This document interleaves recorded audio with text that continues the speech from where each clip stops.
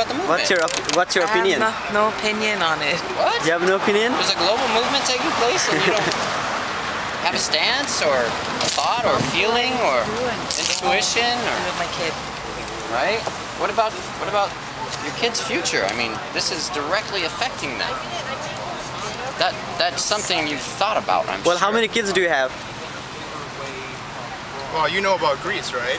Greece's problem, Europe's problem with that. I'm just here to find You out have no about idea. you guys. Well, you might want to pay attention because when they crash over there, it's not going to be long and the dollar is going to crash. And I don't know, I'll probably lose my job and they'll lose their job and you'll lose your job. Oh, we have a whole literature table, all kinds of stuff. Read up on it. How would you go about changing it? Well, just curious. Right now we're starting to get awareness here in Hawaii. You know, I think we should be growing food. I think instead of chopping the coconuts off the trees, we should be processing them here, creating jobs. I think that we should not be supporting the most influential people in the world, corporate CEOs and government leaders, to come on our dime. We should not be spending millions and millions of dollars on protective measures, i.e. rubber bullets and gas mat, whatever. We should be working on. You understand it's a necessary evil, though, right? What's a necessary evil? As far as no. it's not. Heck no. People haven't always lived like this. Heck no. We've for as long as humans go back, we've supported ourselves in various forms of communities. Granted, there's been oppression, there's been bad stuff going down, but for the most part, people have been organizing themselves into communities, taking care of themselves. In the United States, the income gap, the wealth disparity right now is wider than it was during the Great Depression. The rich keep getting richer and the poor keep getting poorer. There's no reason for that to happen. It's not necessary. It's due to greed. And it needs to stop. And we're going to keep fighting until it does. So growing corn and coconuts and stuff will actually help put the gap together? Is that what it is? Growing corn and coconuts? Well, self-sustenance, right? Sustaining yourself, that's one thing. So growing corn, growing rice, that's one growing thing, coconuts, among whatever it many, is. many things. That'll bring the wealth down, the wealthy and the poor closer together. Just trying to understand you guys, that's all it is. I just want a better understanding so at least we can understand each other. Right? We're all individuals involved in a global movement that has no leaders, that has no specific objectives except for to make the world a better place. So let's make the world a better place. Great. I'm down with that. And all your input, any ideas you might have, if you do start to think about it and want to become involved, we hold general assemblies, the meetings in which we organize our Occupy movement. And everyone is welcome. It's a forum for communication. So if you have an issue, if you have a problem, if you have a concern, a thought, a feeling, come share it and we'll help you address it. So does this community, does it sustain itself without a government? Is that what you're saying? Or a self-government? Well, I think we need to no reinvent. leaders. We all support one another. And that's just setting the roots of a new way of living, a new community-based way of life. That we don't need people telling us what to do because we as people can support one another. We don't need people profiting off of our labor.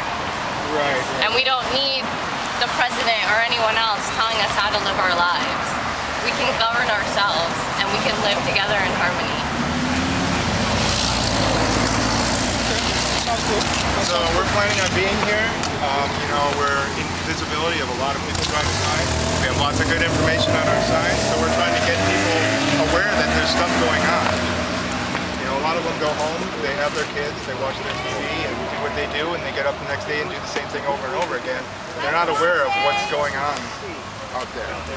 There's a media thing going on right now where they're only showing what basically the corporations want them to show. So the only way for us to get the information to these people is do what we're doing here in cities. If this were an actual democracy, the people's voices would be heard. In my lifetime, I haven't seen that happen.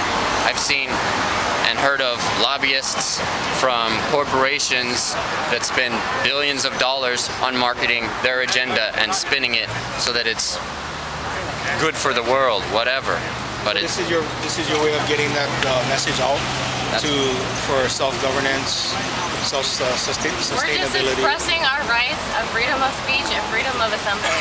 And we're assembling Cool. here, I'm done with and that. we're speaking out, and we're done with getting that. support back from people who are hearing the message that we're spreading. I mean, That's so all what do we're you guys trying to what do you guys do after this Not to point? mention- I mean, let's just say you guys get like 10,000 people together, right?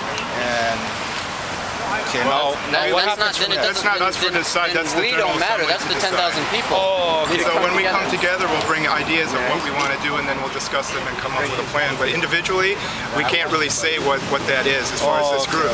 We're It's always a practicing. communal decision. We're practicing for the 10,000 people when they show up. I may have my idea of what I'd like to see happen, but that might happen because other people might have a better idea. But you know, once that, let's just say we get that 10,000 people together. It's not enough. We got a million on this Okay, side. well, let's go a million then.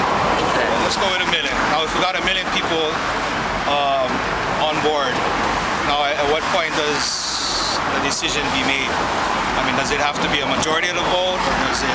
How does it work after that point? We meet based on consensus. Everybody has an equal voice. And nothing I mean, goes but for what this direction do you movement move after? You know, let's just say you got 3/4.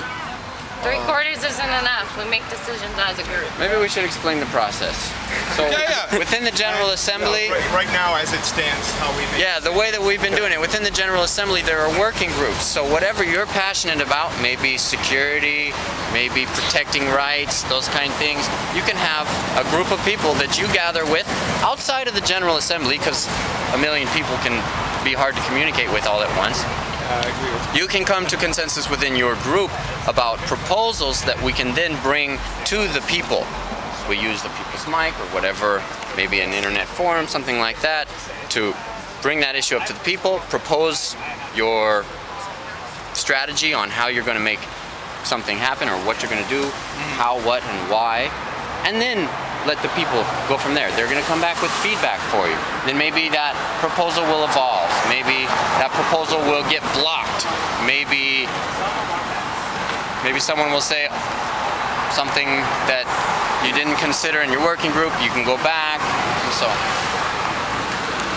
But right now, it is when we have our group and that proposal is put in front of everybody, everybody has to come to consensus. We have 100% And there's an consensus equal policy right now. Yeah. Because this elected official thing hasn't been working out very well. So we all need to represent Well, I mean, if you ourselves. look at the big picture, isn't that how elected officials work? You know, it works by kind of like the majority. Not when we've got the billion-dollar we have campaigns with lobbyists. financial and- interests that are putting big money behind candidates before they even get elected. Do you And think when we they get should have elected, spent so much money they have to on do- the APEC conference, to host the richest people in the world on our dime? I don't really have any comment about that. Yeah, I mean, well, I see the benefits to it, and really it benefits, you know, whether it benefits you or not, it benefits the majority of us, I think. What does? APEC. Okay, Yeah. can I ask you a question? Sure. Why do they send you down here every night? What are they so afraid of? I'm not really afraid. We're actually protecting your guys' interests, your guys' First Amendment rights, and just to make sure that you guys are safe enough to stay here. Okay, what if we tell you that we don't need your protection? Are you still You don't gonna have a come? choice. Okay, well, there you you go. don't have a So choice then in that. somebody else is making that decision for us, and Yeah. that's Not a cool. problem in my eyes. I mean, you have to look at this is a state and city government. Yeah, and the state and city government is going to protect their own interests, right? Yeah, Their interest is they're protecting no. the Their state's interest is the interest is the citizens. Whether you're a citizen of another state, another country, if you're on our soil, on the state or city government, on the city and county of Honolulu, you are our interest. So you And the believe interest is in the protection of your safety and your security. And that's the reason why we come here every day. That's the only reason why. If we were here to harass you, we would harass you. it's But if you happening. take harassment as happening. us being here and finding out what you guys want to do or how you guys go about your movement, then you guys take it however you guys feel. But we're here. So far, I haven't heard any harassment from any of the officers here. But I'm probably sure there has been some officers that may have other views of it, right? Personally, me and the other officers here, we're just mostly concerned about your guys' safety and your guys' security here.